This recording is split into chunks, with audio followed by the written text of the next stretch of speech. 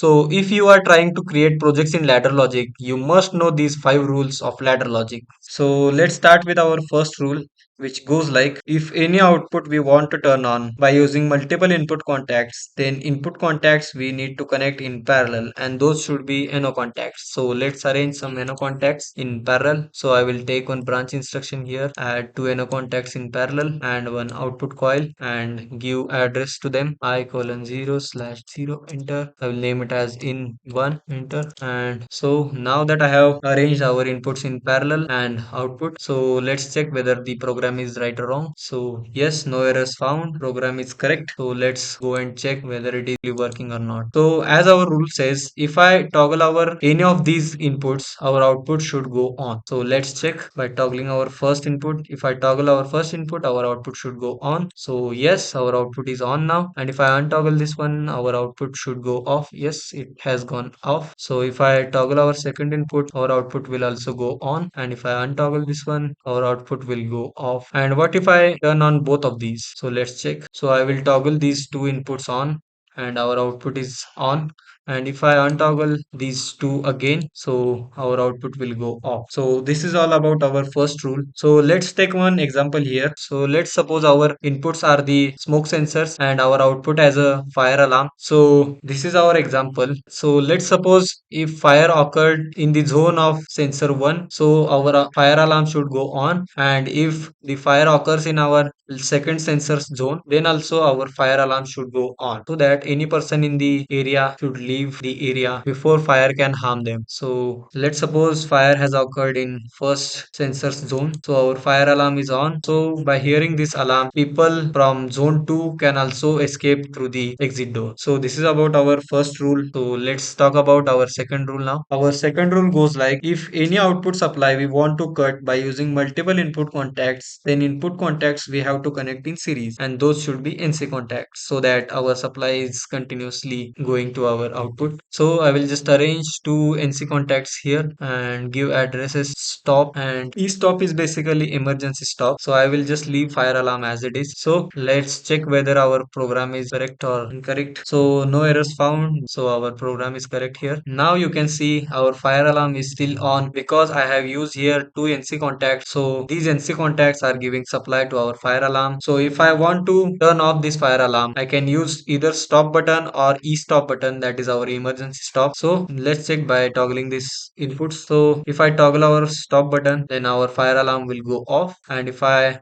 release this button, our fire alarm will turn on again. And if I toggle our emergency stop, then our fire alarm should go off. And if I untoggle this one again, so our fire alarm should go high again. So this is about our second rule, and let's talk about our third rule now. So before going to our third rule, I will insist you to stay in the video till the end, because our fourth rule is most important in these all rules. So let's talk about our third rule now. So our third rule goes like, if any output is getting high only after pressing all inputs at a time, then input contacts we need to connect in series, and those should be NO contacts. So let's arrange. So I have used here two NO contacts in series and one output. So first of all, we need to check whether our program is correct or wrong, and our program has no errors. So let's download this program, and I will explain the third rule by using one example here. So this one input indicates our process 1 and this indicates our process 2. So if I completed my process 2, then our input goes high, and if I completed with our second process, then our second input should also go high. And by using these inputs, our output should go on. So let's check first. If I toggle our first input, that our process 1 is done, so our output will not go on because our process 2 is yet to be completed. So if our process 2 is complete, then this will go high and our done alarm should go on. So this is all about our third rule. You can arrange as many inputs as you want or as processes as you want. So let's talk about our fourth and the most important rule in this all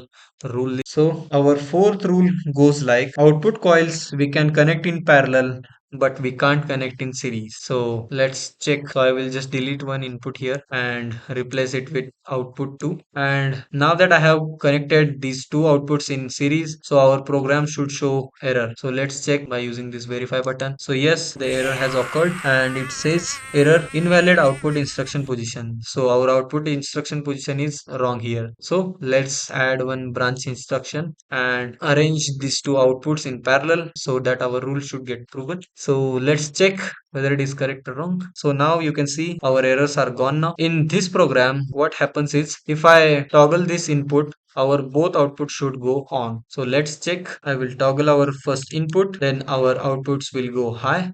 And if I untoggle this one, our outputs will go off immediately and both at the same time, because the supply coming from input 1 is divided into two parallel connected lines to our coil. So this is all about our fourth rule, and now it's time to talk about our fifth rule, and that is our final rule. So our fifth rule says that we can use our output address as an input address as many times as we want. So let's check whether it is right or wrong. So I will arrange here another rung, and so as you can see, I'm going to use here our output address as our input address. You can drag the address from output to input, but if you can't drag this one, you can also give same address O:0/0, then our output feedback will come here. So now in this program, what happens is if I toggle our process 1 input, then our output 1 will go on, and by using this feedback, input 2 will go on and our output 2 will also go on. So let's check now. If I toggle our input 1, then our both outputs should go on by using our first output's feedback. So toggle. As you can see, our both outputs are on because the supply goes like from input 1 to output coil and feedback from output to our second input and through second input to our output. So this is all about our fifth rule, and this rule is basically used in holding concept. So if you don't know the holding concept, you can check my previous lectures where I have talked about the holding concept in the contactors. So I will just use the output address here, and this is the holding concept in which if I toggle our input, our output will go on, and by using this feedback, our output will remain on even if I untoggle our first input. So if I toggle our first input, our output will go on, and if I untoggle this one, our output should go off, but here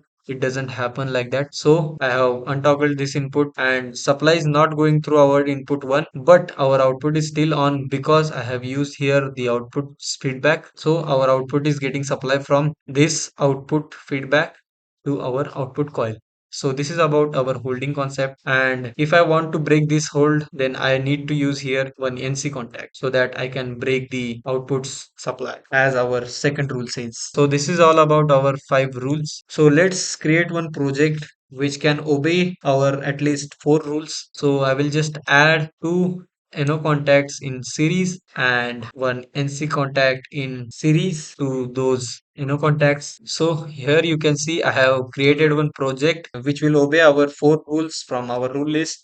That is our first rule here, which says if any output we want to turn on by using multiple input contacts, then input contacts should be used in parallel. So I have used here two NO contacts in parallel so that our output should go on. And as our second rule says, if I want to cut the supply of our output, I need to connect one NC contact in between the input and output so that it can cut off the supply to our output. So this is about our second rule. So I have used here NC contact as stop button. So this is about our second rule. And if you remember, our third rule says if any output is getting high after pressing multiple inputs at a time, then those should be connected in series and those should be NO contacts. So I have used two NO contacts here in series so that our output should go on only if both are high. And as our fourth rule says, I have used output address to our input address. So this is our final program. So let's check by toggling our first input. So no change in output. And if I toggle our second input, then our output will go high by using our third rule. And if I untoggle these two inputs, our output is still on because I have used the outputs feedback as a holding here. So our supply is going through this holding from the stop button to our output, and this concept obeys our fourth rule, that is holding concept. And if I toggle this stop button, our output will go off by using our second rule,